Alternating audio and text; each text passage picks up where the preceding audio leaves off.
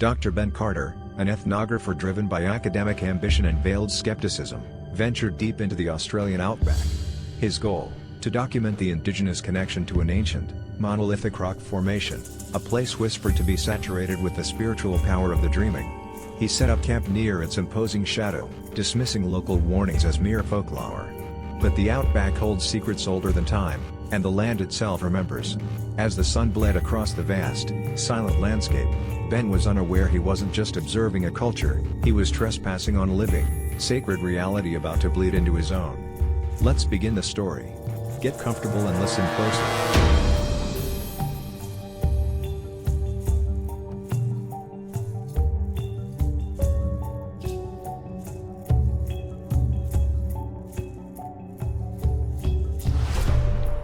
The four-wheel drive kicked up a plume of red dust that lingered in the oppressive heat like a stubborn ghost. Dr. Ben Carter squinted against the glare, the air conditioner fighting a losing battle against the furnace outside. He hadn't seen another vehicle, another sign of human life beyond the fading tire tracks, for the better part of 6 hours. This was it, the edge of nowhere, the heart of something ancient. Before him, rising abruptly from the flat, spinifex-dotted plains, loomed Karlang, the sleeping serpent rock. It wasn't Uluru, though the tourist brochures back in Sydney might have lazily compared them. Karlang was different. Longer, leaner, its weathered sandstone flanks seemed to ripple under the relentless sun, suggesting immense, dormant power. Its colors shifted with the light: ochre, deep violet, blood red, a chameleon sculpted by millennia. This was the site his grand proposal had hinged upon, a place relatively undocumented in Western academia, sacred to the local Pityara people. Ben, 32, with sandy hair already bleached lighter by the sun and eyes narrowed more by academic scrutiny than the light, felt a thrill course through him, momentarily overriding the exhaustion.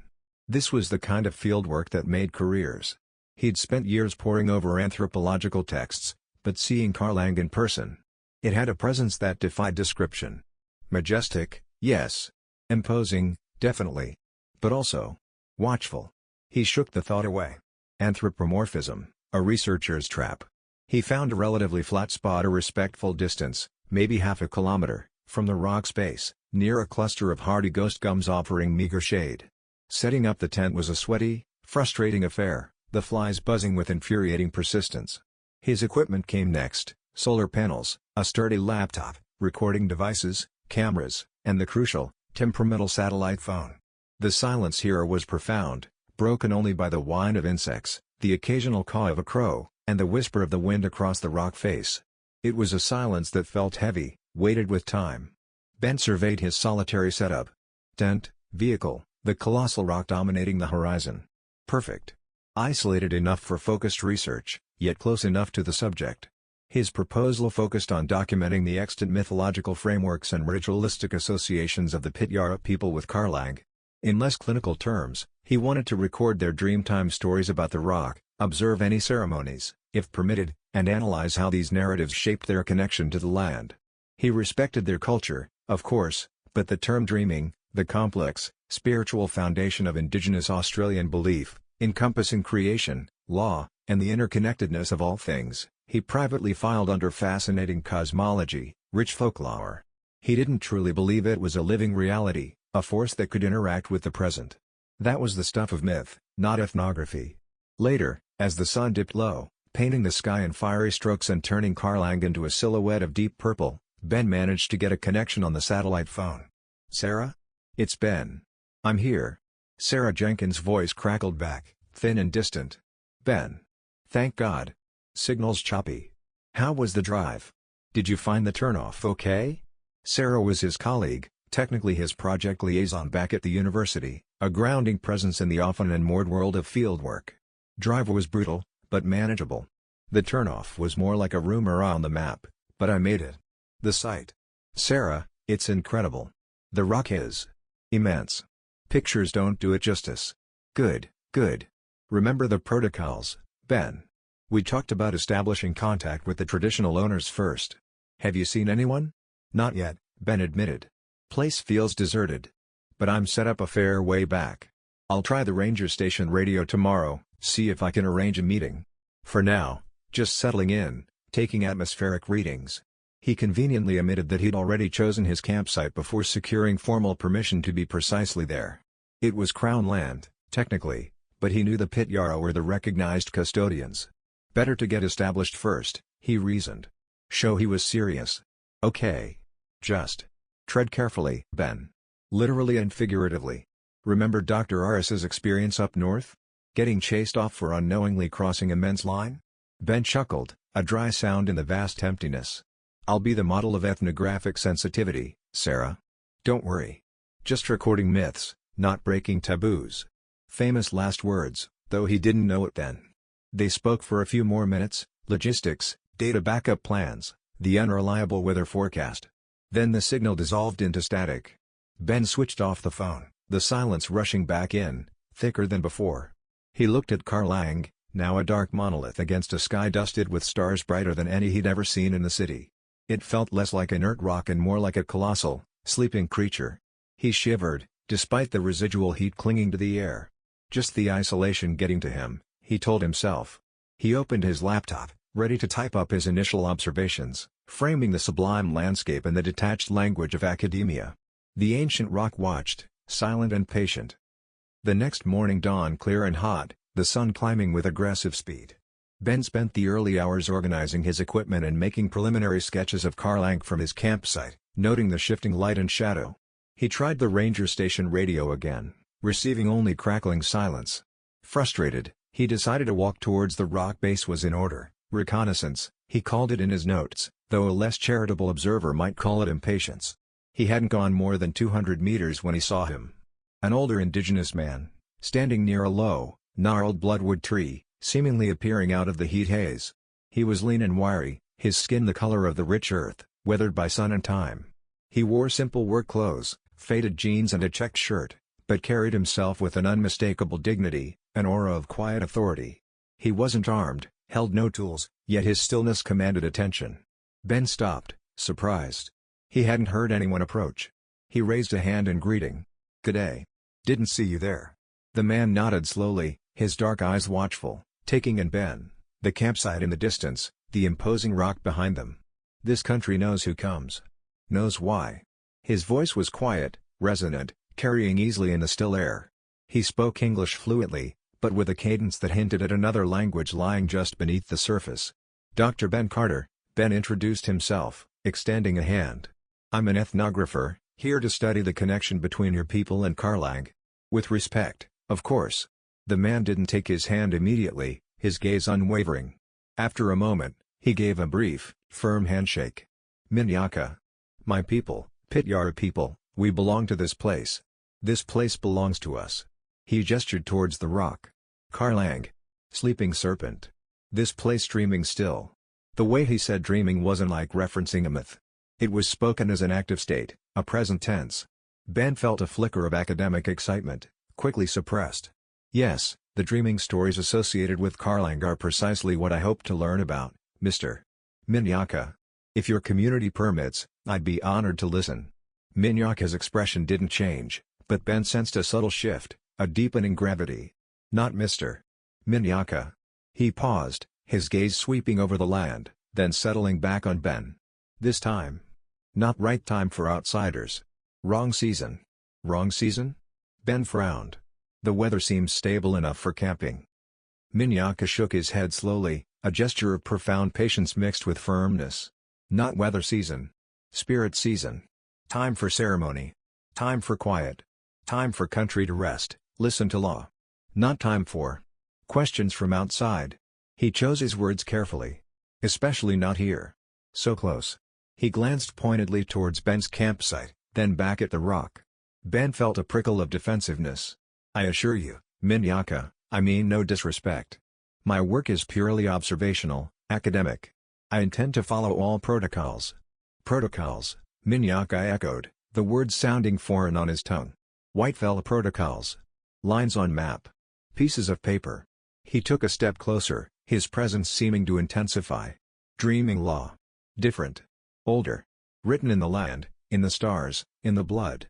You camp here," he gestured again towards the tent, "near Carlang's heart, when the spirits are close. It disturbs the balance. Like shouting in a quiet place." Ben shifted uncomfortably. This was exactly the kind of cultural superstition he'd expected, fascinating to document but ultimately symbolic. He tried to project reassurance. "I understand your concerns, truly. I will be extremely careful. I won't go near any sensitive areas without guidance. My camp is temporary, my footprint minimal." Minyaka looked deep into Ben's eyes, and for a moment, Ben felt stripped bare, his academic detachment feeling flimsy and inadequate. Footprint not just on sand, Dr. Carter. Footprint on spirit. On dreaming. Karlang is powerful. Not angry place, no. But demands respect. Proper way. Wrong time, wrong intention. Dangerous. Can make you lost. He tapped his temple lightly. Lost in your own head. Lost between worlds. The intensity of the elder's gaze, the conviction in his voice, was unsettling. The wind suddenly picked up, swirling dust around their feet, whispering through the spinifex. It seemed to carry Minyaka's words, amplifying them. "I appreciate the warning, Minyaka," Ben said, trying to keep his tone polite and respectful, even as his mind labeled the elder's words valuable primary source data on local belief systems. "Thank you for sharing your knowledge. Perhaps when the time is right, I could formally seek permission from the Elders' Council to continue my research?" Minyaka held his gaze a moment longer, a profound sadness, or perhaps resignation, clouding his eyes. "Permission is not a form you fill. Permission is understanding. Respect. Belonging." He looked towards Karlang again, a silent communion passing between him and the ancient rock. "You stay here now, this close, this time. The dreaming will notice. The land will speak. Maybe not in words you understand." He turned back to Ben one last time. "Be careful what dreams you wake, Dr. Carter."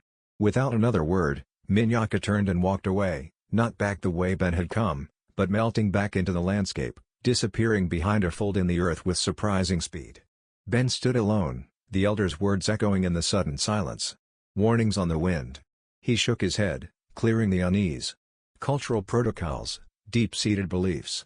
Important to document, certainly. But lost between worlds? That was metaphor. Wasn't it? He looked at Karlang, its surface seeming to shimmer in the heat. He felt a renewed determination. He wouldn't be scared off by superstition. He had research to conduct. He turned back towards his camp, dismissing the encounter as a fascinating, if slightly unnerving, cultural exchange. He failed to notice how the wind died down the moment Minyaka vanished, leaving the air heavy and still, pregnant with unspoken energy. Night fell quickly in the outback, the transition from fiery sunset to profound, star-drenched darkness almost abrupt. Ben ate a simple meal of canned stew heated over a small gas stove, the silence broken only by the hiss of the flame and the distant, alien calls of night birds. Karlang loomed, a blacker shape against the impossibly black sky, seeming to drink the starlight. Despite the day's heat, the desert night grew cool. Ben zipped himself into his sleeping bag inside the tent, his laptop open beside him. He typed up meticulous notes about his encounter with Minyaka, careful to use neutral, objective language. Subject M. Minyaka, local elder, expressed concerns regarding researchers' proximity to Site K, Karlang, during a period described as spirit season. Warnings articulated using metaphors of balance, dreaming law, and potential psychological disorientation, lost between worlds. Demonstrates strong spiritual connection to landscape and perceived sentience of the site. Further investigation into specific taboos related to this season warranted. He felt a measure of satisfaction, framing the unsettling encounter within his academic discipline. It contained the unease, made it manageable data. Yet, a sliver of Minyaka's gravity remained, a prickle beneath his skin he couldn't quite rationalize away.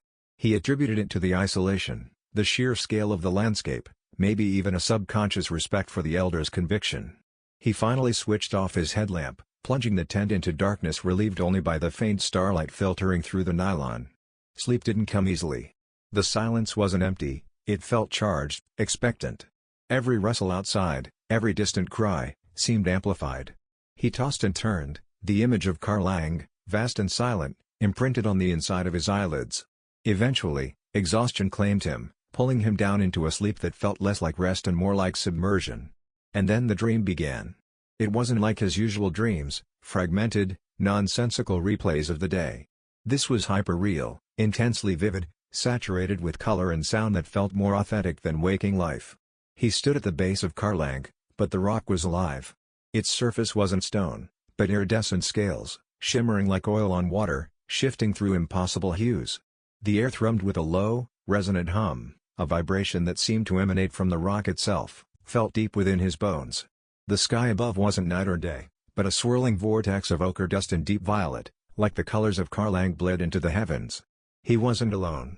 Shapes moved on the periphery of his vision, tall, slender figures, indistinct, sometimes seeming human, sometimes resembling elongated kangaroos or emus, like the ancient rock art he'd studied in books, but fluid, dynamic. They didn't look at him directly, but he felt their awareness, a profound, ancient scrutiny. He tried to speak, to ask where he was, who they were, but no sound came out. His throat felt constricted, filled with dust. Panic began to rise, cold and sharp. Then, the ground beneath his feet began to shift. Not an earthquake, but a slow, deliberate warping. The familiar patterns of the spinifex and sand resolved into intricate, interlocking designs, like the motifs on Pityar artifacts he'd seen in museums. They pulsed with a faint inner light, lines of energy connecting them to the base of the scaled, living rock. He realized he was standing on a map, a living blueprint of dreaming law, and his presence felt like a clumsy, discordant smudge. A sound arose, not the hum anymore, but a chorus of whispers, seeming to come from the wind, the rock, the very air. They weren't in English, nor any language he recognized, yet he felt their meaning, ancient, complex, and carrying an undeniable weight of judgment. Accusation. Trespass. Disrespect. Ignorance. The words echoed not in his ears, but directly in his mind. He felt an overwhelming urge to flee, to run back to his tent, his car, anything familiar. But his feet were rooted to the spot, held fast by the glowing patterns on the ground. He looked up at the colossal, scaled form of Karlang, and saw, or perhaps sensed, an immense eye-opening in the rock face, ancient, reptilian, filled not with malice, but with a deep, sorrowful, and terrifyingly powerful awareness. He woke with a violent gasp, sitting bolt upright in his sleeping bag, heart hammering against his ribs, cold sweat plastering his hair to his forehead. The tent was dark, silent. The familiar smell of nylon and dust filled his nostrils. Outside, the pre-dawn chill had settled over the desert. He scrambled for his headlamp, fumbling with the switch. The beam cut through the darkness, revealing the mundane reality of his cramped tent, sleeping bag, laptop, water bottle. Nothing out of place. But the dream. It hadn't faded like mist. It lingered with stunning clarity, the colors, the sounds, the crushing sense of ancient judgment. He could still feel the phantom vibration in his bones, hear the echo of those accusatory whispers. He felt profoundly unrested, shaken to his core, and strangely, physically disoriented, as if the ground was still subtly shifting beneath him. He forced himself to take deep breaths, gripping his knees. "Just a dream," he muttered, the words sounding hollow in the stillness. "Stress. Isolation. Minyaka's warnings getting under my skin." He tried to analyze it clinically, symbolism reflecting subconscious anxiety about trespassing, imagery drawn from research materials. Yet, the sheer intensity, the reality of it, defied easy explanation. It felt less like a product of his own mind and more like an intrusion. A message. He shook his head violently. No. He was a scientist. There were rational explanations. The strange environment, dehydration, unfamiliar food, psychological stress. That had to be it. But as the first hint of dawn painted the eastern sky a pale gray, casting Karlang into sharp relief, Ben couldn't shake the feeling that something fundamental had shifted during the night. The rock seemed different now, less like a geological feature and more like the immense, aware entity from his dream. He felt watched. And the boundary between his carefully constructed rational world and the ancient, potent reality Minyaka had warned him about suddenly felt terrifyingly thin. Despite the lingering unease from the dream, Ben Carter was not easily deterred. If anything, the unsettling experience hardened his resolve. He was a researcher, and inexplicable phenomena were data points, not reasons to abandon his project. He convinced himself the dream was a product of suggestion and isolation, a psychological artifact to be noted, perhaps even analyzed later as part of the study itself, the researcher's subjective experience in a liminal space. His primary goal remained, gather information about Karlang. Minyaka's warning about the wrong season and the need for proper channels nagged at him, but impatience won out. The ranger station radio remained stubbornly silent, and the thought of days, maybe weeks, waiting for bureaucratic or communal approval felt unbearable. He rationalized that a little preliminary, non-invasive exploration couldn't hurt. Just mapping the immediate vicinity, taking photographs, getting a feel for the site's layout. He packed a day pack with water, snacks, his camera, GPS unit, and notebook. He told himself he wouldn't go too close, wouldn't touch anything sacred. He skirted the base of Karlang, keeping a distance of perhaps 50 meters, the sheer scale of the rock face dwarfing him. The sandstone was weathered into incredible shapes, overhangs like petrified waves, deep fissures that seemed to plunge into darkness, smooth sections that looked polished by wind and time. He found himself drawn to a shadowed cleft in the rock, slightly hidden by a cluster of unusually large boulders. It looked like a shallow cave or a deep overhang. Curiosity, cloaked in the guise of thoroughness, pulled him closer.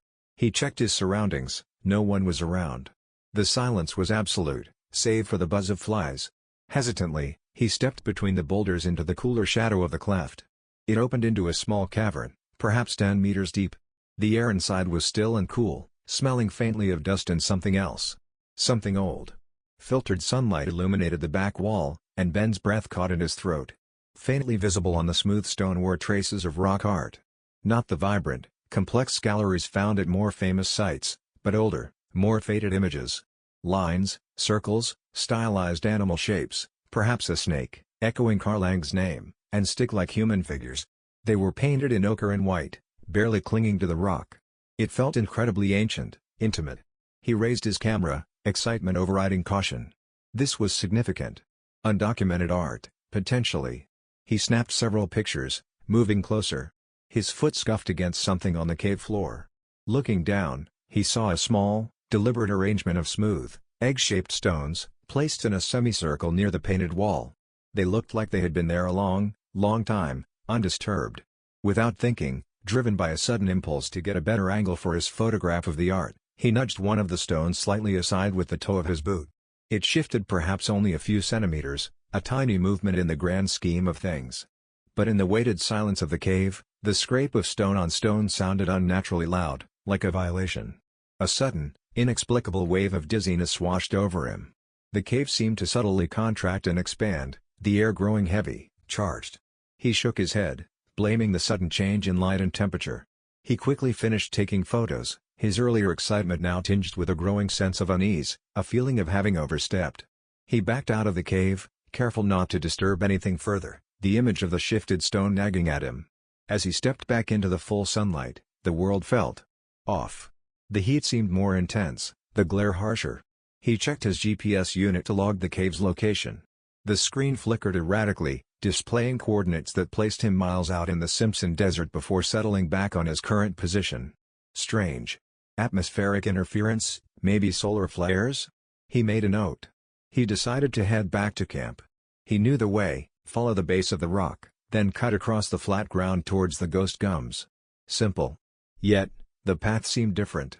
The cluster of boulders marking the cave entrance seemed further away than it should be after only a few minutes walking.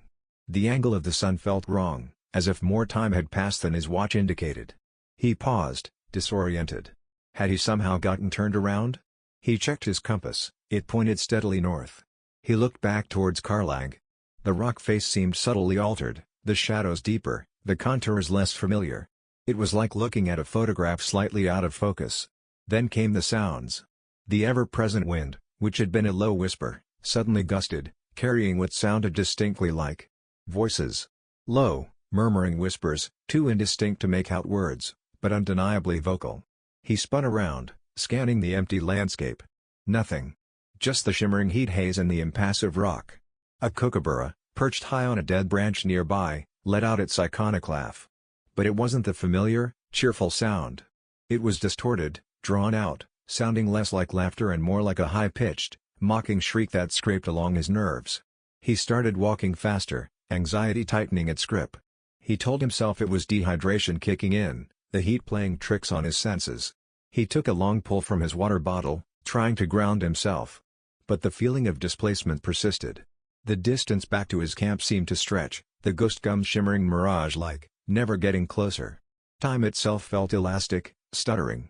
He'd glance at his watch, walk for what felt like 10 minutes, and glance again to see only 2 minutes had passed. Then, a moment later, the sun would have noticeably shifted, suggesting far longer. He stumbled over a root, catching himself just before falling. Looking down, he saw a line of ants marching purposefully across the red earth. But they weren't black ants. They were a strange, iridescent blue, shimmering unnaturally in the sunlight. He blinked, rubbed his eyes. When he looked again, they were just ordinary black ants. A hallucination? Stress? Finally, heart pounding, sweat stinging his eyes, he saw his tent, his vehicle. They looked blessedly solid, real. He practically ran the last 100 meters, collapsing onto his camp chair, breathing heavily. He sat there for a long time, the adrenaline slowly receding, leaving behind a residue of fear and confusion. He tried to rationalize each strange occurrence, the GPS glitch, the time distortion, the sounds, the bird call, the ants. Heatstroke, auditory pareidolia, minor visual hallucinations due to fatigue and stress. Plausible explanations, all. But the cumulative effect was deeply unsettling. It felt less like a series of coincidences and more like a subtle, deliberate unraveling of the familiar world. And it had all started after he entered the cave, after he nudged that stone. He looked towards Karlang, now bathed in the harsh afternoon light. Minyaka's words echoed in his mind, footprint not just on sand. Footprint on spirit. Had his small act of trespass, his casual disregard in that quiet, ancient place, somehow registered? Had the land, the dreaming, begun to subtly push back?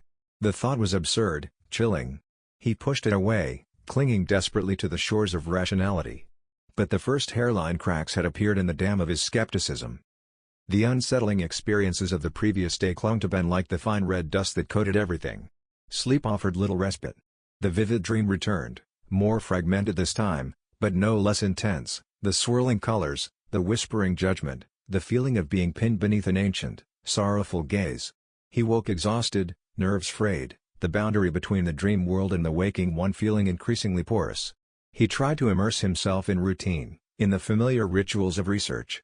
Setting up recording equipment, cataloging photographs from the cave, the images seemed flat, lifeless, failing to capture the atmosphere he remembered, writing detailed field notes. He forced himself to eat, to drink water regularly, trying to combat the physical symptoms he hoped were the root cause of his disorientation. But the subtle shifts were escalating, bleeding into the daylight hours with alarming frequency. The nightmare was no longer confined to sleep, it was weaving itself into the fabric of his waking reality.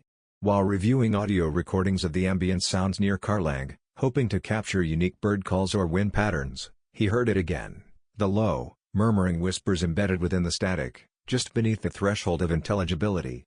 He rewound, played it again. There. Indisputable. Not English, not any animal sound he knew. He tried filtering the audio, isolating the frequency, but the whispers remained elusive, like voices carried on a phantom wind. His skin crawled. Later, while observing Karlang through binoculars, trying to map its geological features, the heat haze on the plains below the rock began to coalesce. For a fleeting, terrifying moment, he saw them, tall, slender figures, shimmering like water on hot asphalt, moving with unnatural grace across the landscape. They were the figures from his dream. He blinked hard, lowered the binoculars, heart pounding. When he looked again, there was nothing but empty space and shimmering heat. A mirage? An optical illusion caused by eye strain and heat? He desperately wanted to believe that. He returned to the cave entrance, compelled by a morbid curiosity, though he didn't dare enter again. Standing among the boulders, looking towards the shadowed opening, he could have sworn he saw movement within, a flicker of ochre and white. He focused, straining his eyes. The faint rock art on the back wall seemed to shift. The stylized snake figure appeared to ripple, the stick-like human shapes subtly altering their positions, their empty eyes seeming to fix on him. He recoiled, stumbling back, a strangled cry escaping his lips. He looked again, forcing himself to be rational. The art was static, faded lines on ancient stone. Just tricks of light and shadow in the dim recess. But the image of it moving, watching, was seared into his mind. The ground itself felt increasingly unreliable. Sometimes, walking across the seemingly solid earth, it would feel spongy, unstable beneath his boots, as if the bedrock itself was momentarily losing its integrity. Other times, a patch of sand would seem to ripple like water for a split second. These sensations were brief, disorienting, always leaving him questioning his own perception. His academic training kicked in, a desperate defense mechanism. He began meticulously documenting these experiences, labeling them subjective perceptual anomalies or potential psychosomatic manifestations due to environmental stressors. He recorded the time, duration, environmental conditions, his own physiological state, heart rate, perceived stress levels. He tried to impose scientific order on the encroaching chaos.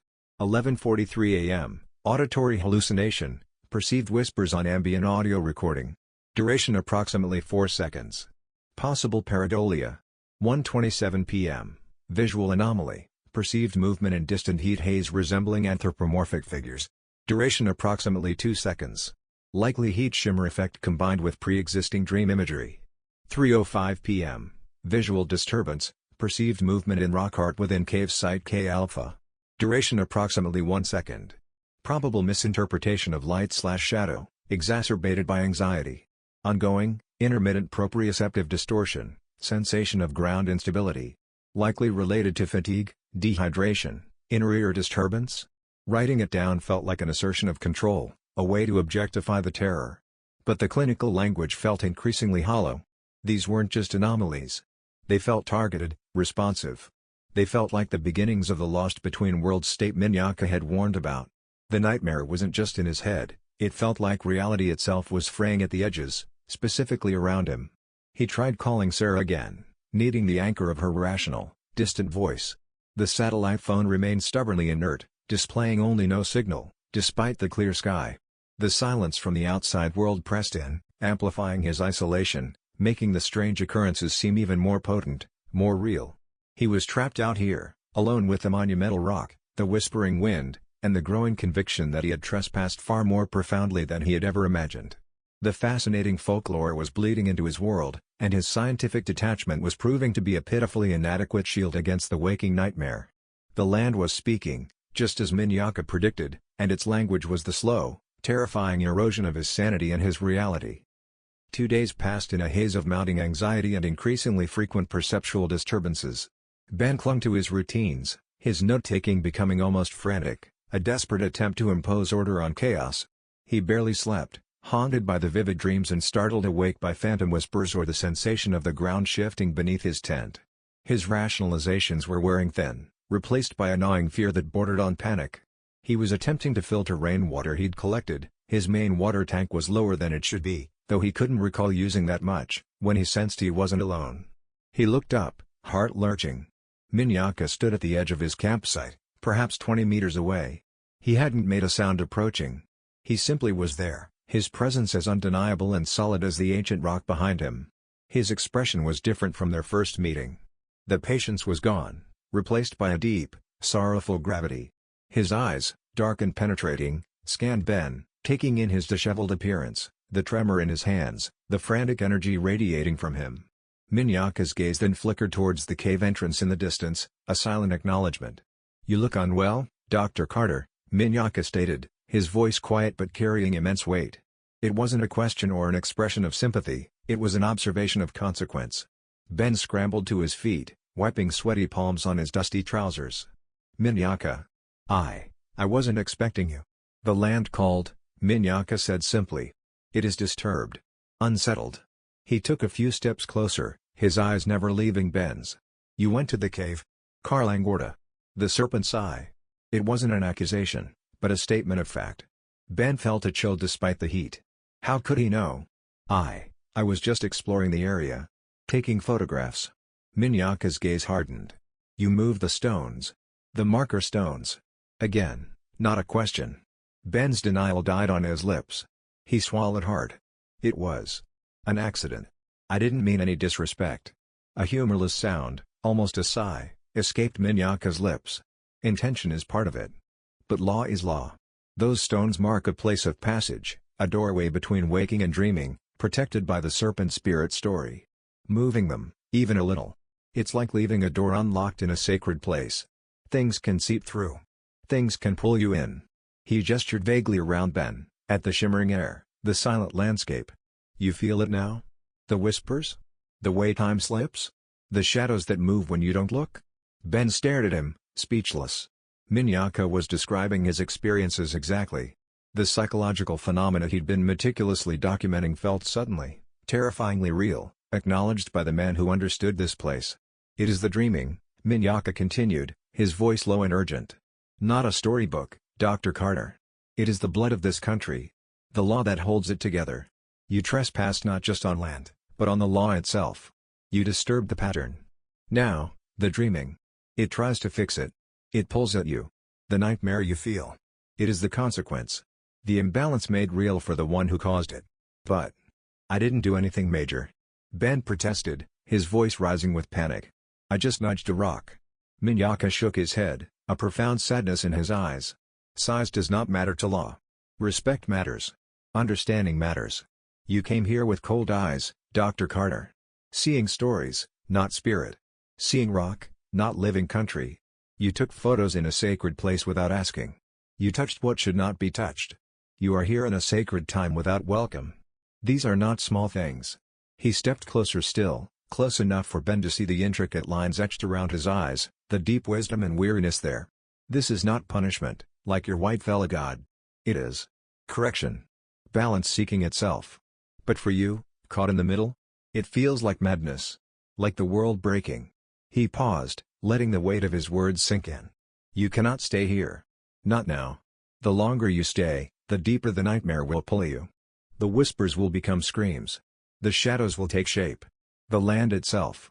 It will turn on you. Not from anger, but because you are a wound in its side, and it must close the wound. Ben felt a cold dread wash over him, colder than any desert night. Minyaka's words resonated with a terrifying certainty, aligning perfectly with his own unraveling experiences. His scientific skepticism felt like a paper shield against a tidal wave. What? What can I do? Ben asked, his voice barely a whisper. Minyaka looked towards Karlang, then back at Ben. Leave. Now. Go back to your world.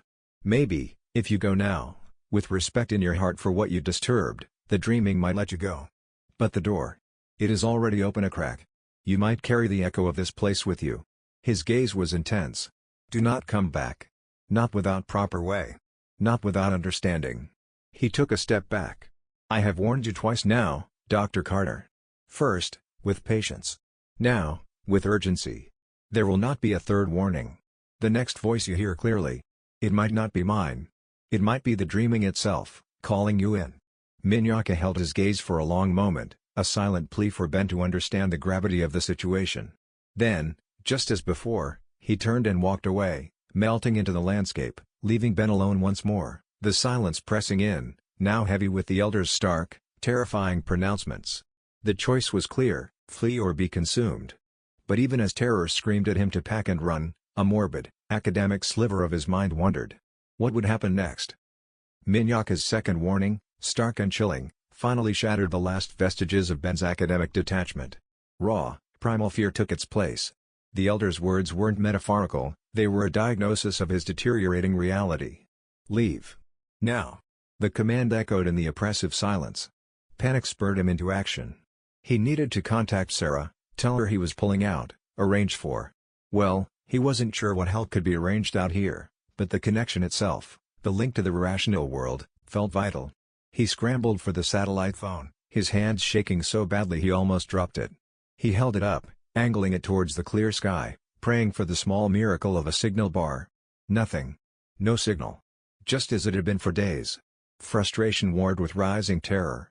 He tried restarting it, checking the battery, fully charged by the solar panel, repositioning it. Still nothing. He grabbed his laptop, thinking maybe the satellite internet link might work. He powered it on, the familiar boot-up sequence a small comfort until the desktop loaded.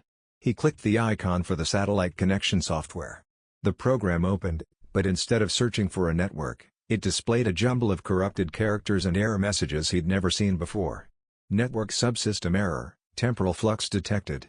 Protocol mismatch, reality framework delta exceeds tolerance.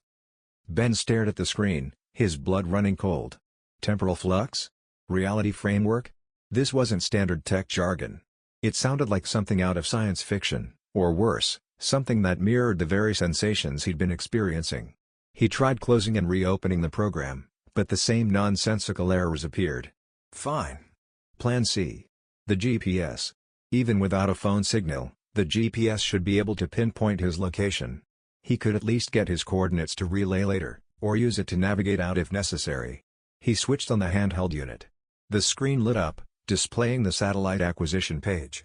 Usually, it took a minute or two to lock onto enough satellites. He waited. 5 minutes. 10. The icons just kept blinking. Acquiring satellites. Then, abruptly, the screen changed. It showed a map, but not of the Australian Outback. It displayed a swirling, abstract pattern of lines and colors, reminiscent of the patterns in his dream and the faint rock art. In the center, where his location marker should be, was a single, pulsing question mark. The coordinates displayed were nonsensical strings of symbols and letters. He shook the device, tapped the screen. It remained frozen on the impossible map. His scientific instruments, his connection to the logical, measurable world, were failing him, mirroring the breakdown of his own perception. It was as if the influence Minyaka had warned about, the imbalance caused by his trespass, was actively corrupting the technology designed to make sense of the world. He ran to his four-wheel drive, suddenly desperate for the reassurance of its engine. He turned the key in the ignition. The dashboard lights flickered weakly, erratically. He turned the key further. Instead of the engine turning over, there was only a series of pathetic clicks, followed by a high-pitched whine that seemed to come from the radio speakers, even though the radio was off. The whine resolved itself, just for a second, into a sound chillingly familiar, the low, murmuring whispers he'd heard on the wind and in his recordings. Then, silence. The dashboard went completely dark. Dead. Ben slumped over the steering wheel, utter despair washing over him. Stranded. No communication. No reliable navigation. Vehicle dead. He was completely, terrifyingly cut off. The vastness of the Outback, which had initially seemed like a canvas for discovery, now felt like an inescapable prison. He stumbled out of the car, looking wildly around. The landscape seemed subtly different again. The colors felt too saturated, the silence too profound. Even the quality of the light seemed altered, imbued with a strange, watchful intensity. Carlang loomed over him, no longer just a rock formation, but the source, the epicenter of this unraveling reality. He thought back to Minyaka's words, "The nightmare will only deepen if he stays." He had stayed. He had ignored the warnings. And now, his tools, his tethers to the world he knew, were severed. He was adrift in a place governed by laws far older and stranger than physics or electronics. The isolation wasn't just physical anymore, it was existential. He was alone with the consequences of his ignorance, and the technology that defined his rational worldview was as useless as dust against the ancient power of the dreaming. Panic, cold and absolute, began to truly take hold, tightening its icy fingers around his heart. The failure of his technology plunged Ben into a deeper level of fear, but it was the behavior of the local wildlife over the next day that cemented the chilling reality. The imbalance he'd caused wasn't just affecting him or his equipment, it was rippling outwards, warping the natural order itself. Nature, usually indifferent or skittish, seemed acutely aware of his presence, and its response was profoundly unsettling. It began subtly. The ever-present flies, usually a maddening constant, vanished. One moment they were buzzing around his face, the next, complete silence. Not a single fly remained near his camp. While initially a relief, the sudden, unnatural absence felt jarring, wrong. Where had they gone? Later, as dusk began to settle, he saw a mob of kangaroos grazing peacefully about 100 meters away, a common sight. But as he watched, they stopped feeding, one by one, and turned their heads towards his camp. They didn't bound away as they normally would when sensing a human. They stood perfectly still, a dozen pairs of large, dark eyes fixed on him with an unnerving, intelligent stillness. It wasn't the fearful alertness of prey, it felt like scrutiny, almost accusatory. They remained like that for a long, unnerving minute before turning in unison and slowly, deliberately hopping away into the gathering gloom, their movements seeming coordinated, almost ritualistic. The birds were next. The dawn chorus, usually a vibrant cacophony of calls and songs heralding the new day, was muted, fragmented. Some species were entirely absent. The crows, normally bold and raucous, flew in strange, erratic patterns overhead, sometimes tumbling through the air as if disoriented, before landing silently on branches and simply watching him.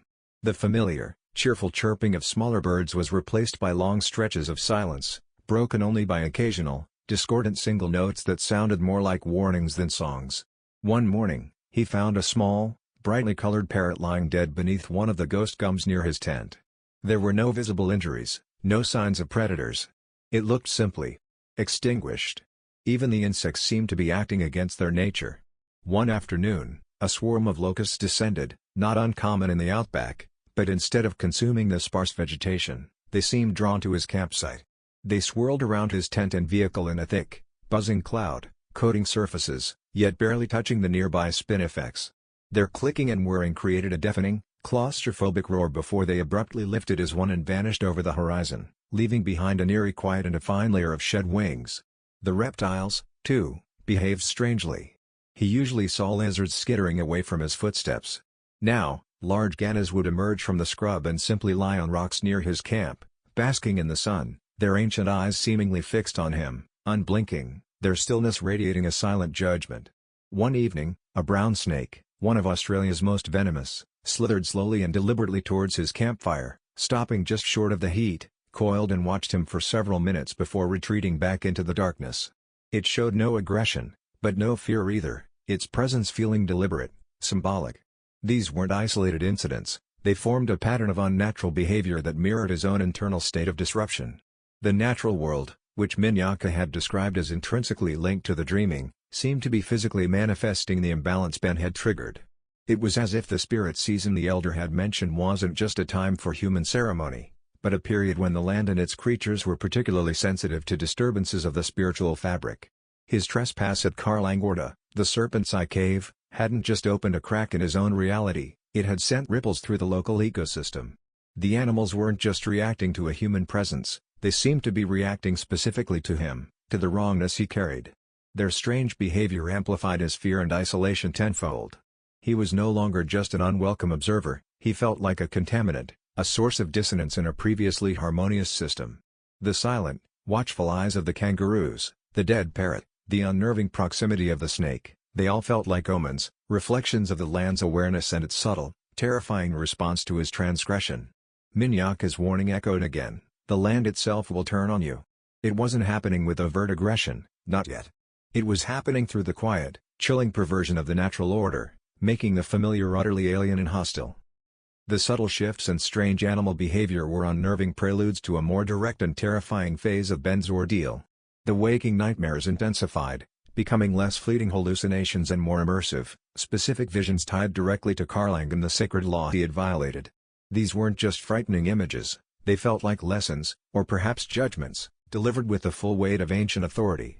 One sweltering afternoon, seeking refuge from the sun in the thin shade of his tent, Ben closed his eyes, trying to calm his racing heart. The world outside faded, replaced not by darkness, but by an inner landscape illuminated by an ethereal light. He found himself standing once again at the base of Karlang, but the rock was different. It pulsed with a soft, internal glow, and intricate patterns, like those he'd glimpsed in the cave art in his dream, covered its surface, shifting and flowing like liquid light. He recognized the great serpent, its form vast and coiled around the base of the rock, its scales shimmering. This wasn't the menacing figure from his first dream, but a powerful, creative force. Around him, spectral figures moved, the tall, slender beings from before, but clearer now.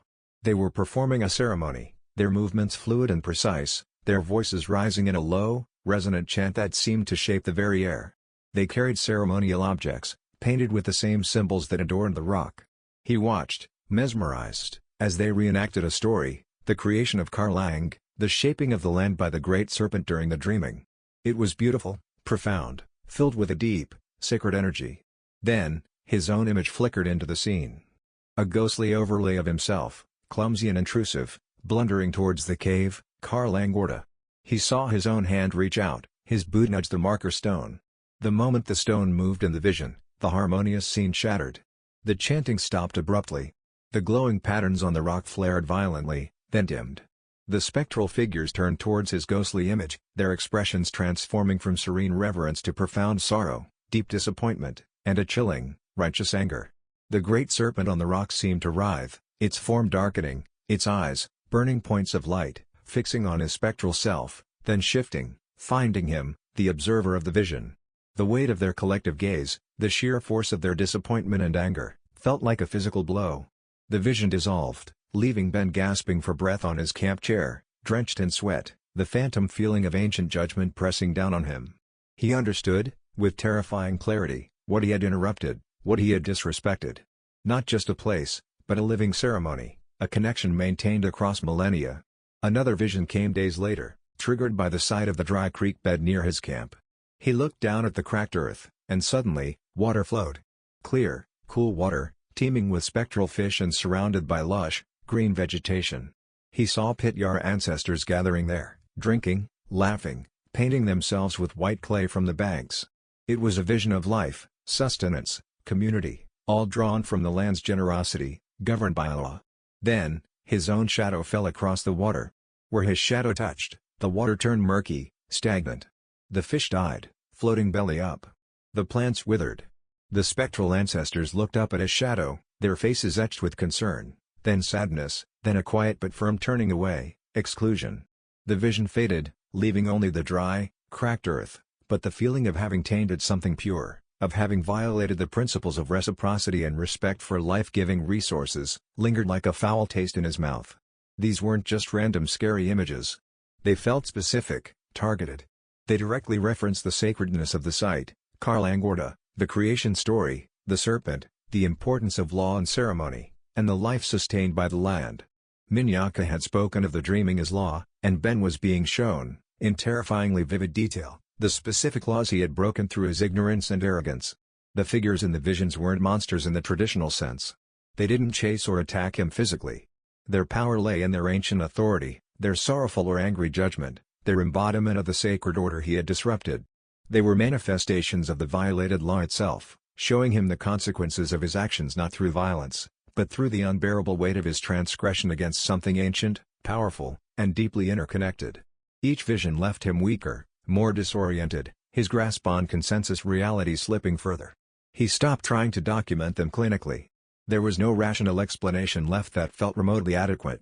He was experiencing the direct, terrifying consequence of disrespecting sacred ground, and the nightmare was revealing itself as a profound, corrective, and deeply personal confrontation with the spiritual reality he had so casually dismissed.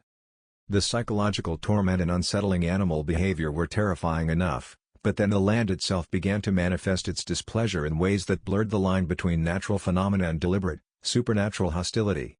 The nightmare was no longer just internal or reflected in the fauna, the very environment around Ben became an active participant in his unraveling. It started with the wind. It was no longer just carrying whispers, it became a physical force, localized and malevolent. Sudden, violent dust devils would erupt without warning, not out on the plains, but right in his campsite. They'd swirl with ferocious intensity, blinding him with red dust, tearing at his tent flaps, and carrying within their roar that same chorus of indistinct, accusatory whispers, now louder, more insistent. These weren't natural weather patterns, they felt targeted, appearing when he tried to rest or organize his dwindling supplies, then dissipating as quickly as they formed, leaving him choking and unnerved. His water sources became unreliable, then hostile. The rainwater he'd carefully collected in barrels vanished overnight, the containers bone dry despite no signs of leakage or animal interference. He hiked to a small waterhole Minyaka had pointed out from a distance during their first meeting, a place described as reliable even in dry times. He found it, but the water, usually clear, was thick with a black, oily sludge that smelled foul, repellent. Floating on the surface were dozens of dead insects. It felt deliberately tainted, a denial of sustenance. Dehydration became a constant, gnawing threat, amplifying his physical weakness and mental fragility.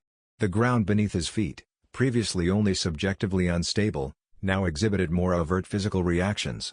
Small, localized tremors would shake his campsite, rattling his few remaining supplies, originating seemingly from directly underneath him or from the direction of Karlang. They weren't large earthquakes, just unsettling shudders that seemed timed to his moments of deepest fear or doubt, as if the earth itself was recoiling from his presence. Night brought its own terrors. The familiar, comforting blanket of stars seemed distorted. Strange lights began to appear over Karlang. Not aircraft, not meteors. They were pulsing, shifting lights of deep blue and ochre, sometimes hovering silently above the summit, sometimes darting with impossible speed along its flanks. They cast eerie, dancing shadows across the landscape, making the familiar shapes of rocks and trees seem monstrous and alien. They felt ancient, elemental, another sign that the powers vested in this place were awake and focused on him. Even the temperature fluctuations became extreme and unnatural.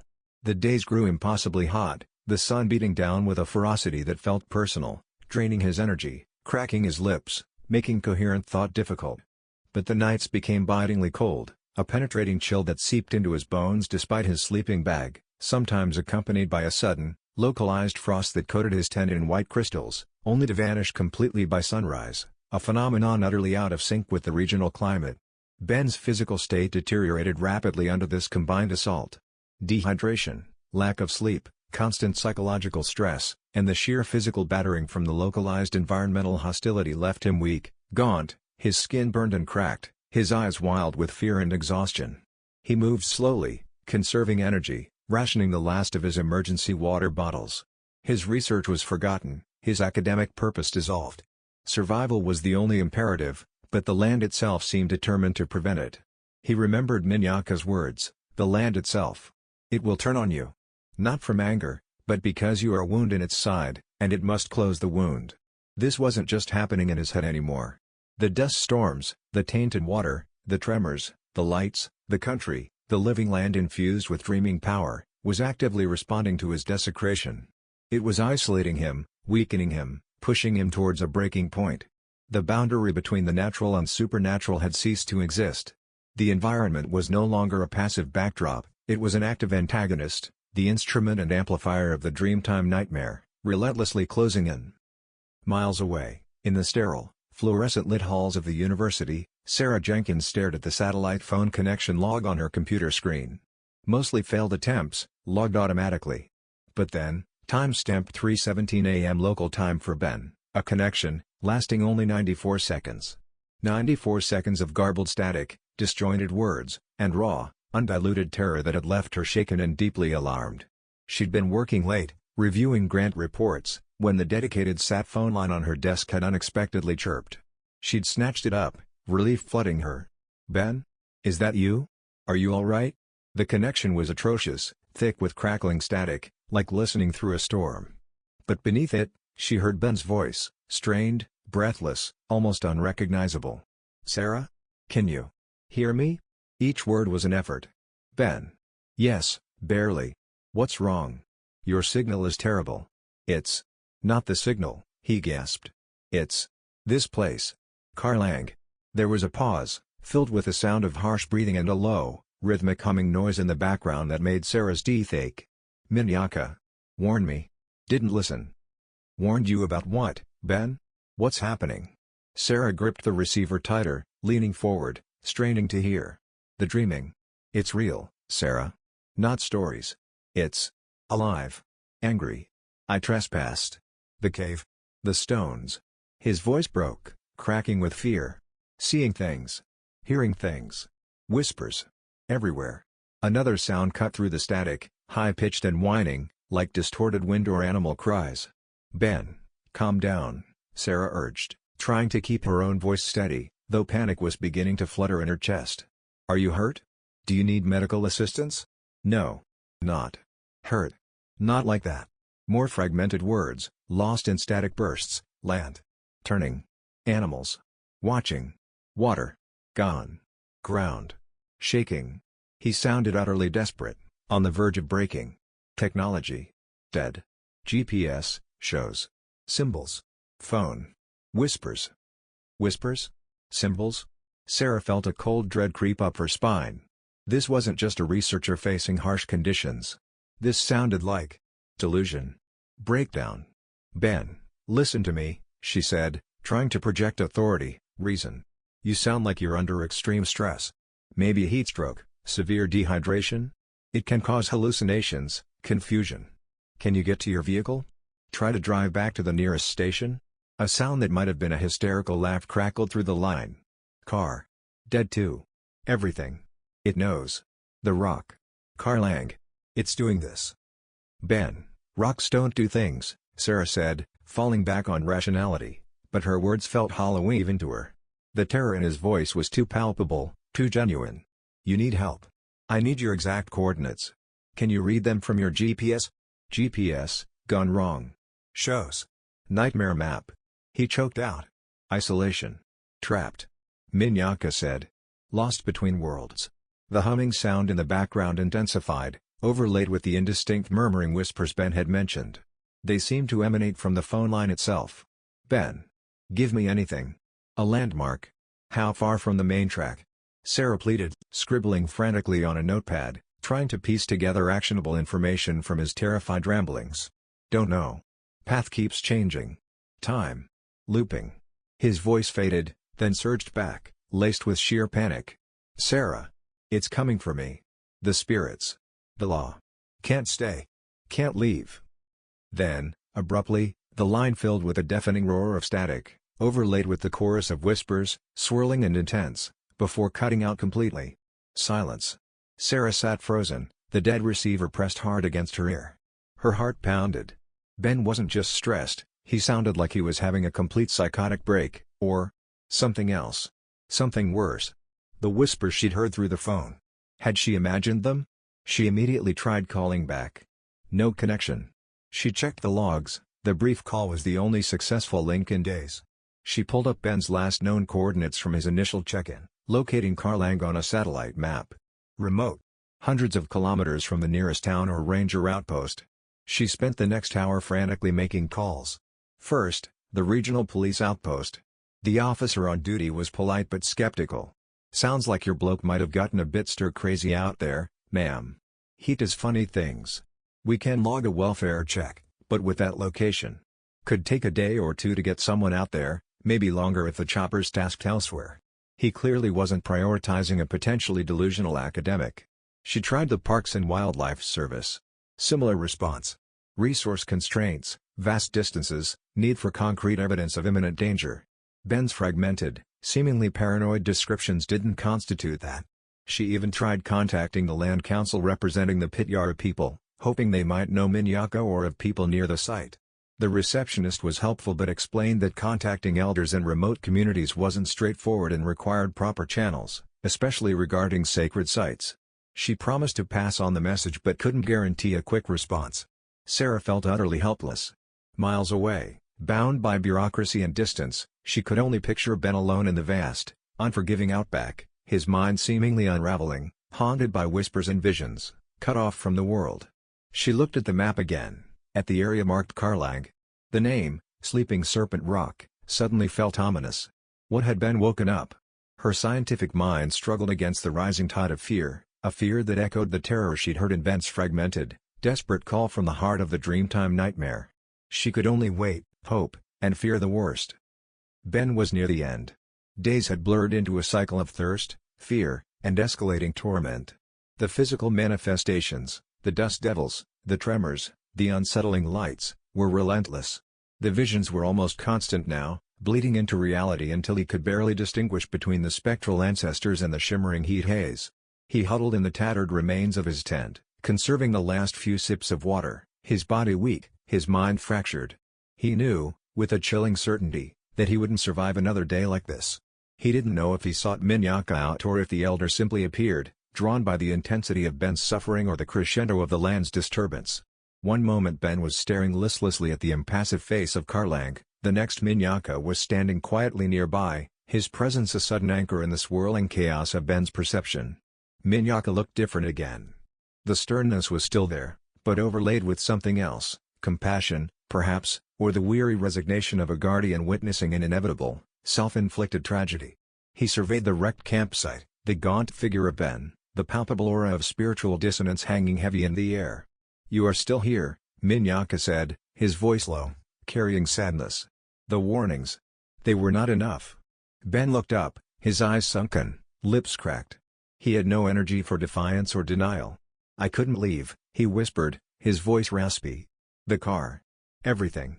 It won't let me." Minyaka nodded slowly. "The dreaming holds you now. The imbalance you caused. It has hooked into you. Leaving is not just driving away. It requires untangling." He paused, his gaze sweeping over the tormented landscape. "This nightmare, Dr. Carter. It is not meant to destroy. Not its first purpose." Ben stared at him, confusion flickering through the fear. "Not destroy?" "No," Minyaka said, meeting his gaze. "It is corrective. A force seeking balance. Like fever burns out sickness. Like pain tells you something is wrong. The dreaming reacts to disrespect, to broken law, to restore harmony. But the force needed to correct. It can break the one who caused the imbalance, if they fight against it. If they do not understand." He knelt beside Ben, his movements economical, deliberate. He offered Ben a small sip of water from a traditional wooden koolaman he carried. Ben drank gratefully, the small amount soothing his parched throat. "You fought it," Minyaka continued gently. "With your machines. With your books. With your rational mind that refused to see the spirit in this place. You kept pushing, kept disrespecting, Even in your fear, you saw only threat, not lesson.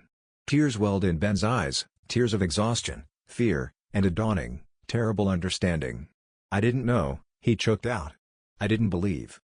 "Belief is not required for law to act," Minyaka said, not unkindly. "Respect is.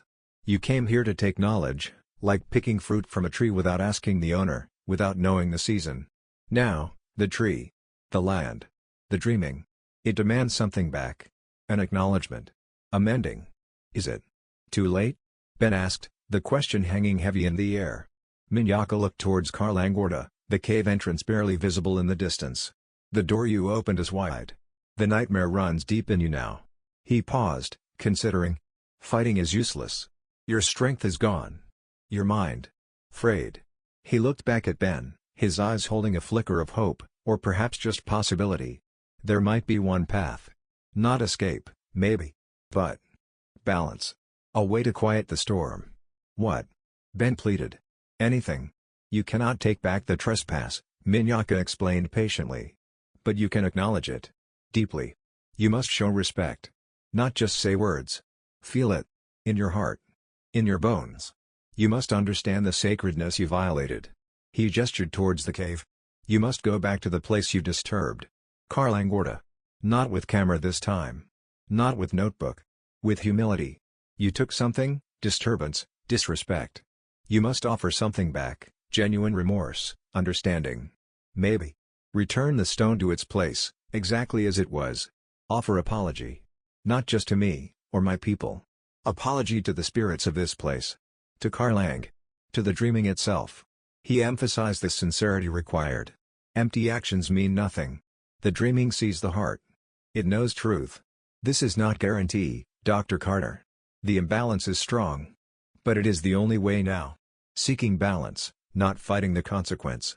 Minyaka helped Ben to his feet, the younger man swaying unsteadily. "Go now. While you still have strength to walk. Go with open heart, leave your science behind. See with spirit, not just eyes. Acknowledge the law. That is your only chance to quiet the nightmare, to perhaps find your way out of the space between worlds." Minyaka watched as Ben, weak but driven by a desperate, flickering hope, began the slow, painful walk towards Karlangorda. He didn't offer to accompany him. This was a journey Ben had to make alone, a confrontation with the consequences of his own actions, guided only by the Elder's final, fragile thread of guidance. Minyaka stood for a long time, a solitary figure against the vast landscape, watching Ben stumble towards the heart of the dreaming's response, wondering if the ethnographer possessed the capacity for the profound internal shift needed to survive. The walk to Karlangorda was a pilgrimage through a landscape actively hostile and hallucinatory. Ben stumbled over trembling ground, buffeted by whispering dust devils that seemed to coalesce from nowhere. The heat haze shimmered with spectral figures, ancestors watching his painful progress, their expressions unreadable: judgment, pity, indifference. Time warped and stretched, the cave mouth seemed to recede as he approached, then suddenly loomed terrifyingly close. His physical weakness was profound, each step an agony. But Minyaka's words echoed in his mind, overriding the fear and pain: acknowledge, remorse, humility, balance. He wasn't just walking towards a cave, he was walking towards the epicenter of his transgression, the source of the reality-shattering storm engulfing him. He finally reached the cluster of boulders guarding the entrance to the Serpent's Eye. The air here felt unnaturally thick, heavy, vibrating with a low, resonant hum that seemed to emanate from the rock itself, the same hum from his first vivid dream. Taking a deep, shuddering breath, leaving his tattered backpack and useless equipment behind, he stepped into the cool shadow of the cleft. The moment he crossed the threshold, the world outside vanished. It wasn't just darkness, it was an absolute absence of the familiar reality. The subtle shifts and sensory distortions he'd experienced before exploded into a full-blown sensory and existential assault. The cave wasn't a cave anymore. It was a swirling vortex of color, light, and sound. The rock walls dissolved into shifting patterns of energy, the ancient art flowing and merging, detaching from the stone to swirl around him like living ribbons of ochre and white light. The ground beneath his feet was gone, replaced by a dizzying void, yet somehow he remained standing, suspended in the heart of the chaos. The whispers weren't whispers now. They were a deafening chorus, thousands of voices speaking simultaneously in the ancient language of the dreaming, the words hammering directly into his consciousness. He couldn't understand the individual words, but the collective meaning washed over him, Law, creation, connection, violation, imbalance, correction. It was the voice of the dreaming itself, immense, ancient, and utterly overwhelming. Visions bombarded him, no longer fleeting glimpses but immersive, overlapping realities. He saw the great serpent shaping the land, its colossal form filling the cosmos. He saw millennia of Pityara ancestors living in harmony with the country, performing ceremonies, honoring the law. He saw his own arrival, a discordant note in the ancient symphony. He saw himself, small and arrogant, dismissing the sacred, nudging the stone, the act replayed again and again, each time feeling more significant, more catastrophic. Spectral figures materialized around him, clearer than ever before. Ancestors, spirits of the place, perhaps even aspects of the dreaming made manifest. They weren't threatening in a physical sense, but their presence was overpowering. Their eyes, ancient and wise, held the sorrow, the anger, the disappointment he'd glimpsed before, now magnified, focused entirely on him. They didn't speak, but their judgment was palpable, a crushing weight on his soul. Time completely fractured. He experienced moments simultaneously, his arrival, his trespass, Minyaka's warnings, his descent into terror, flashes of his life before the Outback, glimpses of possible futures, being found dead, wandering mad, perhaps even finding peace? Past, present, and potential futures swirled together in a chaotic, terrifying maelstrom. He felt his sense of self begin to dissolve, his identity, his memories, his rational framework, everything that constituted Ben Carter, being pulled apart by the sheer force of the dreaming's corrective energy. This was the heart of the nightmare, the place where the veil between worlds was thinnest, where the consequences of his violation were most intensely focused. Amidst the overwhelming chaos, his gaze fell upon the small arrangement of smooth stones on the floor, or where the floor should have been. They glowed faintly, the only anchor point in the swirling vortex. One stone lay slightly apart, the one he had moved. Minyaka's guidance surfaced through the psychic noise: return the stone. Apology. Sincerity. It was the only coherent thought left, a lifeline in the unraveling reality. He knew, with absolute certainty, that this was the focal point. This was where the mending, if possible, had to begin. He had to reach the stones, make amends, confront not just the external manifestations of the nightmare, but the internal source, his own ignorance and disrespect. He took a hesitant step forward into the deafening, blinding heart of the storm. Suspended in the chaotic heart of Karlangorda, bombarded by visions and the deafening chorus of the dreaming, Ben Carter faced the ultimate crucible. This wasn't about physical survival anymore, it was about the survival of his soul, his sanity, his very essence. The path forward, as Minyaka had guided, wasn't outward escape, but inward confrontation. He focused on the glowing marker stones, the single point of relative stability in the swirling vortex. Moving felt like wading through thick, invisible energy, every step requiring immense effort against the psychic current. The spectral ancestors watched him, their ancient eyes piercing his defenses, seeing not just his fear, but the layers of arrogance and skepticism that had led him here. He reached the stones. His hand trembled violently as he knelt, the non-existent floor somehow supporting him. He looked at the displaced stone, the tangible symbol of his transgression. Picking it up, the smooth, cool surface felt strangely charged, humming with the same energy that filled the cave. Return the stone. Minyaka's voice, or the memory of it. But just putting it back wasn't enough. The elder's other words echoed: sincerity, remorse, understanding. Ben closed his eyes, shutting out the overwhelming external chaos, forcing himself to turn inward. He confronted the image of himself arriving in the Outback, confident, dismissive, seeing the Pityara and their beliefs as objects of study, not as holders of profound, living truth. He saw his polite dismissal of Minyaka's warnings, his impatience, his casual violation of the cave. The academic detachment he'd cultivated for years now seemed like a shield of ignorance, a willful blindness. He wasn't just sorry he'd gotten caught in this terrifying spiral. He had to be sorry for the act itself. For the disrespect. For failing to see the sacredness that pulsed within this ancient land. He had to acknowledge that the dreaming wasn't just folklore, it was the fundamental reality of this place, a reality he had wounded through his ignorance. I am sorry, he whispered, the words feeling inadequate, small against the roaring chorus. He tried again, forcing the feeling behind the words. I didn't understand. I was arrogant. Blind. He pictured the serene creation vision, the harmony he had shattered. I trespassed. I disturbed the balance. I broke the law. As he spoke, focusing the raw emotion of his terror and regret into genuine remorse, The intensity of the surrounding chaos seemed to lessen, just slightly. The deafening chorus softened fractionally, the swirling colors became less blinding. The spectral figures didn't vanish, but their expressions seemed to shift, the anger lessening, replaced by a deep, watchful sorrow. The nightmare was testing him. Was this real remorse, or just fear talking? Could he truly let go of his ingrained worldview, his need for rational explanation, and accept the spiritual reality of the dreaming, the sentience of the country? He carefully placed the disturbed stone back into its original position in the semicircle, fitting it snugly against the others. The moment it settled, a deep, resonant hum pulsed through the cave, low and ancient. It wasn't threatening, more like a sigh, an acknowledgement.